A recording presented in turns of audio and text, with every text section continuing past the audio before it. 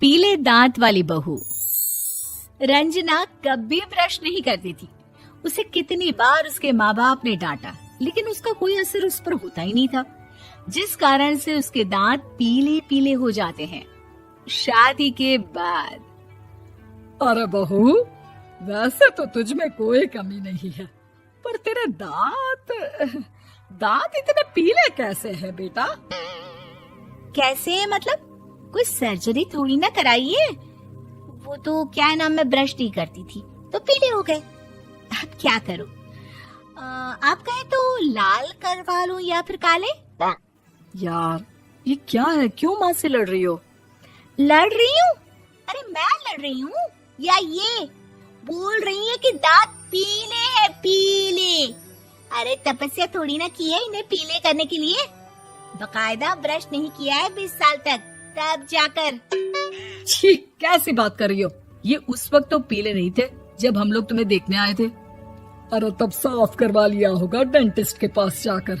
अब देखो कैसे पीले पीले लग रहे हैं। रंजना सास की तरफ गुस्से से देखती है। फिर शुरू हो गई पीले पीले पीले। अरे पीले तो तब भी थे जब मेरे हाथ का रसगुल्ला उड़ा उड़ा कर खा रही थी और बोल रही थी, लड़की नहीं गुणों का खजाना दे रहे भाई साहब आप। खैर, अब वो लोग करते भी तो क्या करते, पीले दांत वाली बहू पल्ले पड़ी थी तो झेलना तो था ही। एक दिन कीर्तन में रंजना गाना गा रही थी।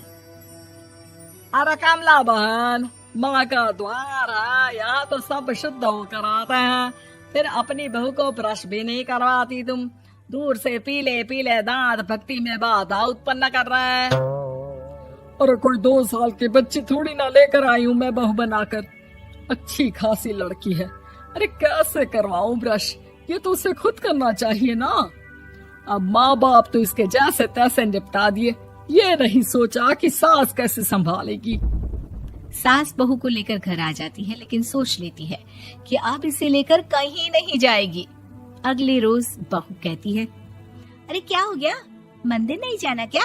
कीर्तन का वक्त हो रहा है। मेरी मधुर वाणी से कान्हा जी जागते हैं और सोते हैं। आप तो जानती है ना उनकी भक्ति में कितना मन लगता है मेरा। वो क्या है ना, तबीयत ठीक नहीं लग रही है मेरी, आराम करूंगी मैं। तबीयत ठीक नहीं लग रही? अभी तो मिथुन के गाने पर नाच रही थी आप, और अब बोल रही है कि तबीयत ठीक नहीं लग रही। अरे भक्ति में मन लगा लो सासू माँ, ऊपर जाना है, क्या मुंह दिखाओगी आप? हाँ? सास को बहू की बात पर गुस्सा आ जाता है। मैं क्या मुंह दिखाऊंगी, इसकी चिंता तो ना कर, समझी? अपने मुंह की चिंता कर, जो ये पीले पीले दांत लेकर हर जगह पहुंच जाती है। पता है लोग कितना मजाक बनाते हैं। ना जी ना, मैं नहीं जाना कहीं तेरे साथ। तो ये बात है, कोई ना, मत जाओ, मैं अपने कमरे में ही बैठकर भक्ति कर लूंगी। ऊपर वाला दांत थोड़ी ना देखता है, मन देखता है, भावना देखता है। और अरे बस बस, तू सब कुछ दिखा, बस ये सफेद चमकदार दांत ना दिखाना किसी को, है? जा यहाँ से। बहू को सास की बात का कोई फर्क नहीं पड़ता, वो तो जैसी थी वैसी ही रह जाती है।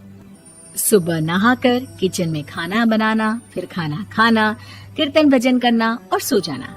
एक दिन, माँ जी मैं सहेली के घर जा रही हूँ, शाम को लेट आऊंगी। हाँ हाँ तो जाना, मैंने कौन सा तेरी आरती करनी है घर पर बैठकर। रंजना सहेली के घर जाती है, जहाँ वो पार्टी में जाने की तैयारी कर रही होती है। अरे शिखा, कहाँ जाने की तैयारी कर रही है? मैं गलत वक्त पर आ गई क्या? अरे नहीं यार, उल्टा सही वक्त पर आ गया। मैंने ये साड़ी और ज्वेलरी निकाली है यार, शाम को इनके ऑफिस की एक पार्टी में जाना है। बताना कैसा लग रहा है ये सब?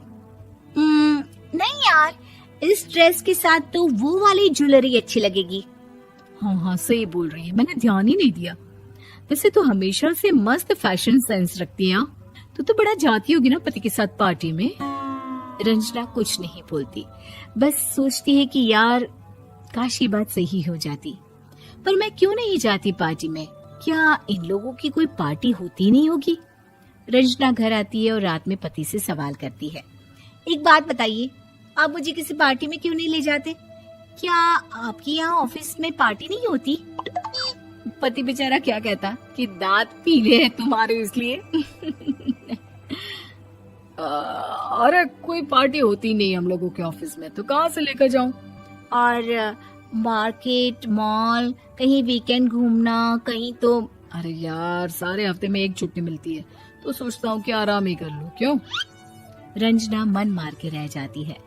पहले कभी सास के साथ मंदिर जाया करती थी, लेकिन वो भी सास ने ले जाना बंद कर दिया। घर बैठी बैठी रंजना बोर हो जाती है। तभी उसे आइडिया आता है और वो मायके जाने का सोचती है। सासू माँ, 2 दिनों के लिए मम्मी के घर जा रही हूँ। अच्छा ठीक है, आराम से जा। और हाँ, माँ से कुछ अच्छी आदत सीख कर आना कि कैसे शरीर के हर भाग की तरह दांतों की सफाई भी जरूरी होती है, समझी? शुरू हो गई ना आप। वो लोग आपकी तरह नहीं है कि छोटी छोटी बात का बतंगड़ बना दे। उन लोगों के लिए मैं मायने रखती हूँ, ना कि मेरे पीले पीले दांत। रंजना माँ को बिना बताए उन लोगों को सरप्राइज देती है, लेकिन जैसे ही वो दरवाजे पर पहुंचती है, अंदर देखती है कि घर वाले कहीं जा रहे होते हैं। अब माँ, काश रंजना दीदी के दांतों वाली प्रॉब्लम नहीं होती, तो वो भी हम लोगों के साथ चलती ना बुआ जी की बेटी की शादी में। हाँ बेटा, लेकिन अब उसे कौन समझाए कि उसको उसके पीले दांत नहीं दिखते, लेकिन उसके आसपास के लोगों को कितना एम्बैरेसिंग फील कराते हैं। मुझे तो कितनी बार उसके स्कूल की टीचर ने शिकायत की कि उसके साथ कोई लड़की बैठना भी नहीं चाहती, और ना ही कॉलेज में कोई उससे बात करना चाहता था। लेकिन पता नहीं क्यों उसे ये बात समझ में ही नहीं आती। कोई कमी नहीं है उस लड़की में, बस यही कि दांत पीले हैं। वो तो भला हो जीजा जी और उनकी माँ का, जो दीदी को जैसी है वैसे ही रखा हुआ है। रंजना को अपने घर वालों की बात सुनकर बहुत दुख होता है। वो सोचती है कि वो क्या करे, लेकिन फिर वो सीधा डेंटिस्ट के पास जाती है, अपने दांत चमकाती है और कसम खाती है कि वो रोज ब्रश करेगी। अरे क्या हो गया?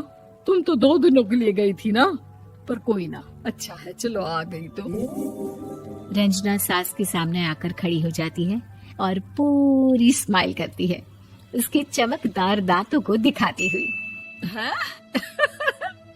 चले मंदिर।